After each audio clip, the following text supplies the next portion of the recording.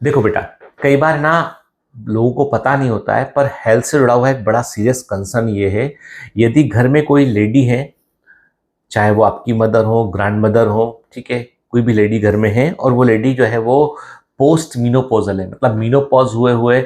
कई कुछ साल गुजर चुके हैं और मीनोपॉज हुए तकरीबन 4 या 5 साल पहले मीनोपॉज हो चुका है, अब उनको माहवारी नहीं आती है और वैसे में अचानक से कभी यदि मान लीजिए ब्लीडिंग होती है, ठीक है, तो आपको इमीडिएटली जो है डॉक्टर को दिखाना चाहिए और जो है उस समय जो है वो ट्रांस वेजाइनल स्कैन कराना चाहिए और यूट्रस की कंडीशन पता करना चाहिए, क्योंकि कहा जाता है कि यदि मीनोपॉज के बाद में ब्लीडिंग के टिंच ऑफ ब्लीडिंग होती है तो डॉक्टर से सलाह जरूर लें, क्योंकि कई बार क्या होता है, कई बार यूट्रस में जो है वो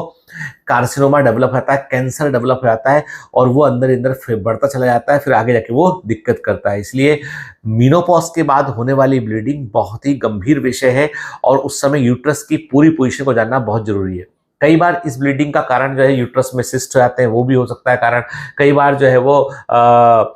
है वो वेजाइनाइटिस के कारण भी हो सकता है, वो तो मल्टीपल रीजन इसके हो सकते हैं। हर बार यदि यूट्रस से ब्लीडिंग होती है और वो कैंसर ही है, ऐसा नहीं कह सकते हैं। लेकिन